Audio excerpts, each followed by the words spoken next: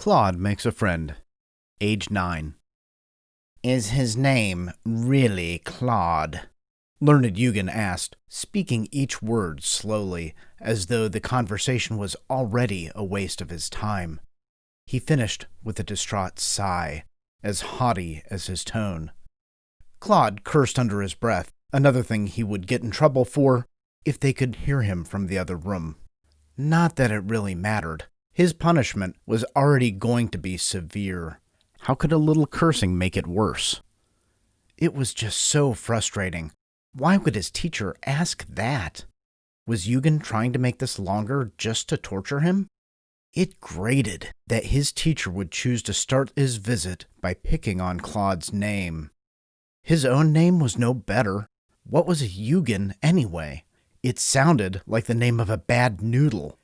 Even worse, the man insisted that everyone pronounce his title learned, even though it was spelled learned, as if the extra syllable made him that much more important. Despite everything Claude had learned in his short 9 years, nobody would explain why Eugen's title required the separate Ed. The second time Claude asked, he had received a sharp rap on the knuckles by learned Eugen's teaching wand. The wand had never actually produced any magic he was aware of, other than entrancing the wary eyes of students cautious of its smacking. Claude hated that wand almost as much as he hated his stodgy teacher. He could only imagine that the evil wand was dancing before his mother's eyes right now while Eugen explained the situation. Maybe she would break it.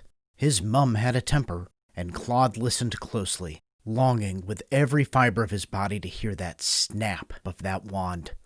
He kneaded a small mass of clay as he let the scenario play out in his mind. Eugen would gasp, completely speechless as he gawked at the destruction of his favorite disciplining weapon. The pompous man would stomp around in a fit. Then Claude would rush into the room and hug his mum before they shooed learned Noodle away.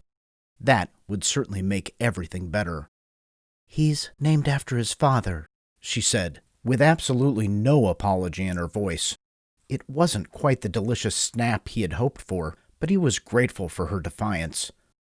"Idy, his father's name was Claude, with a U and an E, not an O," learned Eugen corrected, education dripping from his tongue. "So, I'm to assume you can't read or write? This at least explains the boy's ignorance." "What difference does it make?" his mom asked. "Your illiteracy has cost your son his dignity. Now and forever he will be known as Claude," learned Eugen said, "which is nothing more than a clump of dirt." Her slight intake of breath was enough for Claude to smash the clay pile with his large fist. It seeped into the pores of the wooden board it sat on. The kids at school had teased him about his name for years, calling him Mud Boy or Dirt Eater. Until now, he had kept the misspelling from his mother because she would be hurt too.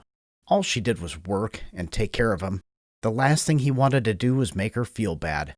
Claude thought that punching learned Eugen in the mouth might make him feel better. He was almost as big as the thin, gaunt teacher, and it wouldn't take much to hurt him. Not to mention, he deserved it. The man was a bully, just like the kids at school, but his mum said, "No fighting, even when someone deserves it." "I am beginning to understand your son's disinterest in the importance of our institution," Eugen went on.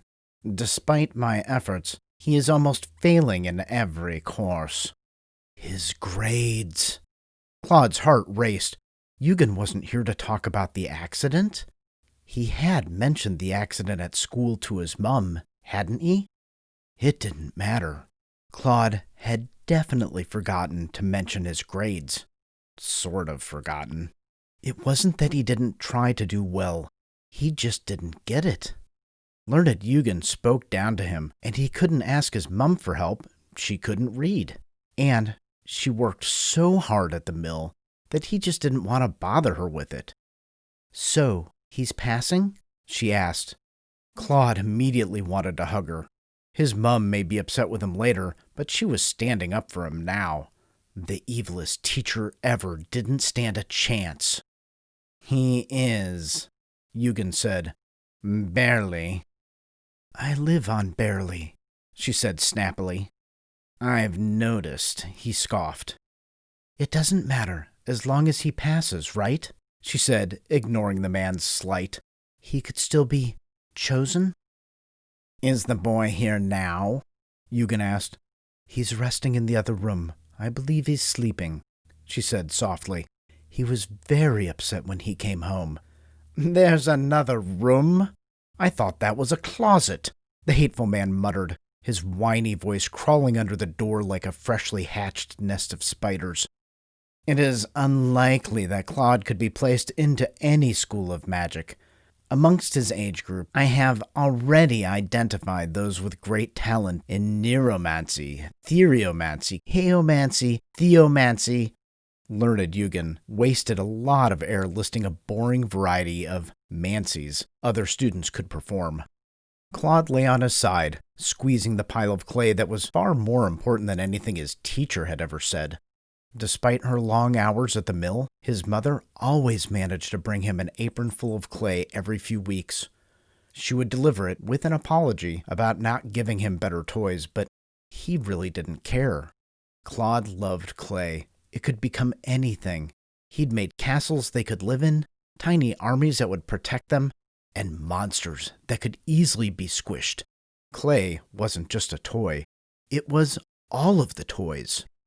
And, unfortunately, Clod shows less sign of having magic than he does intelligence, Eugen said, interrupting him from clay daydreams. I doubt you remember from your own school days, but everyone on Yulth can do some sort of magic. The type of magic is typically passed down from the parents. What is your talent? I have none, she muttered. Clod had never thought of that before, but his mum had never done anything magical, other than make him feel better after a bad day. That certainly had to be a type of mancy. It should be called mum-mancy. She had to be the best mum-mancer who'd ever existed. Eugen said, Everyone has a magical talent. Apparently, you are lacking the same confidence and conviction as your son. Any gift you had is probably so far buried by now that I can't even sense it. You can't sense any magic in Clod? She asked, sounding worried. None, which is my concern, Eugen said. I know what each of my students can do the minute they enter my classroom. My efforts are mostly spent teaching those with great potential how to become strong in their magic. I prepare them for a higher education in one of the great cities, where they will learn mastery over their power. I also watch for those who are in danger of being tainted by the dark. What? She snapped. It's probably nothing to be concerned about. Your son can't even cast the most remedial spell. Usually, the weak ones are most tempted by the darkness because it can give them some of the power they lack. But like a disease, it will twist a mind to evil. Eugen sighed. I'm not too concerned. So far, he has done nothing more than live up to his name. Oh, his mum said, a hint of defeat in her voice. It's not just that, Eugen said, now sounding elated. He has no friends. The other children are frightened of him, not only because he is so large, but because he is ugly. They look on him like he is a monster. He doesn't have a single friend? She asked. No, learned Eugen said, with the empathy of a coroner. There was despair in her shaky voice, and it was crushing. Clod tried masking a sob by sniffing deeply. The sound of his mum's shame burned into his chest as he clawed at clay bits now smashed into the wooden board. He tried so hard to make friends, to play their games, to be nice. It just never went right. Still, more than anything, he wanted a friend. Grasping the mass of clay, he squeezed with all of his strength. The clay was firm enough to resist his anger. He opened the palm of his hand and stared at the gray bit of earth. "Is that why you're here?" his mum asked, the sadness in her voice turning sour. "To insult our house? To insult my son? It sounds like you've already decided he isn't fit for placement in any school of magic.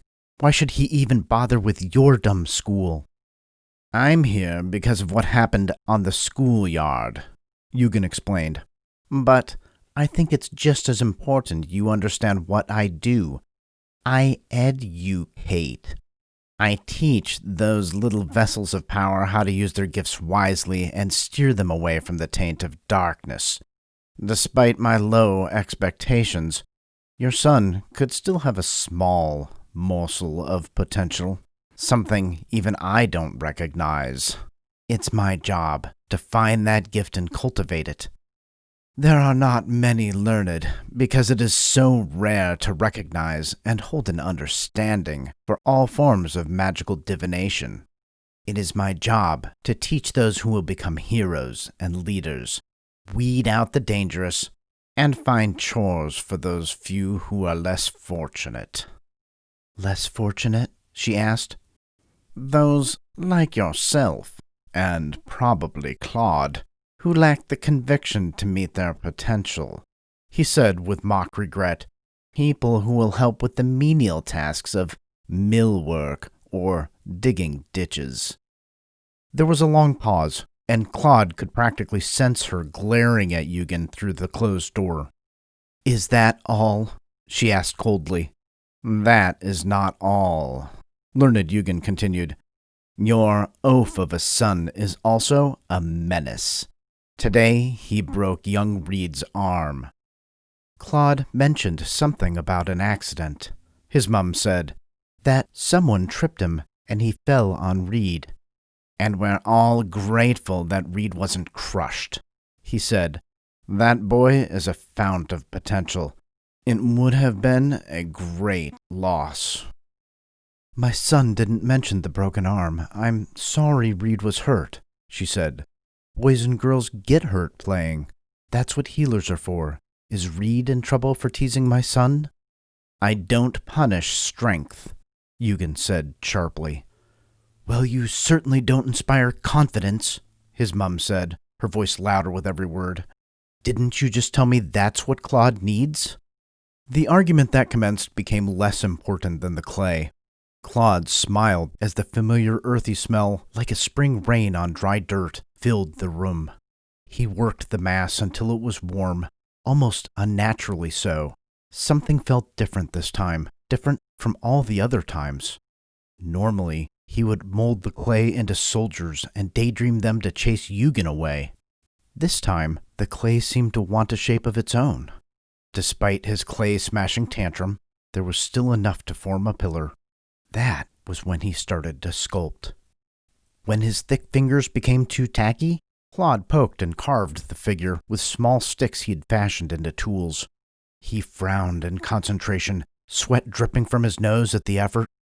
Frustration became tactile and poured into the tiny figure as his creation evolved into something more.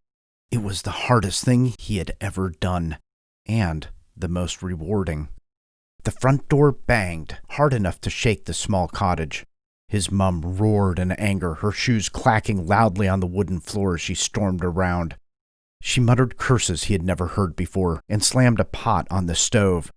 Her sobbing made him wince, and he knew he should go apologize, but he wasn't done. "Dinner," she called after a long while. He barely heard her, so close to being finished that nothing else mattered. An odd sense of giddiness overwhelmed him, like he was finally doing something right, like he was discovering something new. His heart fluttered with a hint of confidence that he barely recognized. The bedroom door opened with a wrenching sound as old wood complained loudly, scraping across the floor with every jolt of his mother's shoulder. He didn't look up when she came in, but felt her eyes watching him work the clay. "Do you want to tell me more about what happened?" she asked gently. Her pity struck him. Claude wanted to cry alone more than he wanted to talk about it. After a long wait, he realized she wasn't going away. She sat on the nearby bed, her thin arms crossed, but her face and eyes patient.